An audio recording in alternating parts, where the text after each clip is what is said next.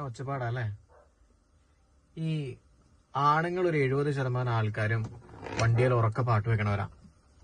അത് ഈ ഉറക്ക പാട്ട് വെക്കണത് നാട്ടുകാരെ കേൾപ്പിക്കാനാവണമെന്നൊന്നുമില്ല കേട്ടോ. ഈ ഒച്ചയ്ക്ക് പാട്ട് വെക്കണതും ഈ സ്ട്രെസ്സൊന്നും ഓവർ തിങ്കിങ് എന്നുള്ള ഒരു എസ്കേപ്പിസ്റ്റ് ആണ്. ഒച്ചയ്ക്ക് പാട്ട് വെച്ച് കഴിയുമ്പോ അവനവന്റെ ചെവിയിലെ ശബ്ദം കേൾക്കൂല, ഈ പാടുന്ന സൗണ്ട് ആണല്ലോ കേൾക്കുന്നത്. കൊണ്ടമാനം ചിന്തിക്കാനുണ്ടെന്നേ. അതിനിപ്പോ അവനവനായിട്ട് ഉണ്ടാക്കണമൊന്നും ആയിരിക്കില്ല, എവിടുന്നെങ്കിലൊക്കെ കിട്ടുന്നതായിരിക്കും.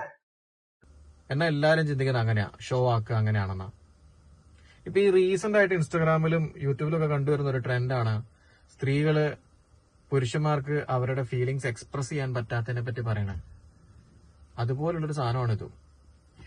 അവനവന്റെ തലയിലും മനസ്സിലൊക്കെ ഉള്ള ഒരുപാട് ചിന്തകളെ കയ്യിൽ നിന്ന് പോകുമ്പോ അതിന്നൊന്ന് ഡൈവേർട്ട് ആവാൻ വേണ്ടിയിട്ടാണ് ഈ ഉറക്കെയുള്ള പാട്ട് വെക്കല്.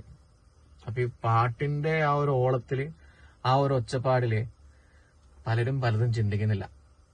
അങ്ങനെ പലർക്കും പലതും ചിന്തിക്കാൻ പറ്റാവുന്നതുകൊണ്ട്, അല്ലെ പറ്റാതെ പോകുന്നതുകൊണ്ടാണ് ഒരുപാട് പേര് ഇന്നും ജീവിച്ചിരിക്കുന്നത്.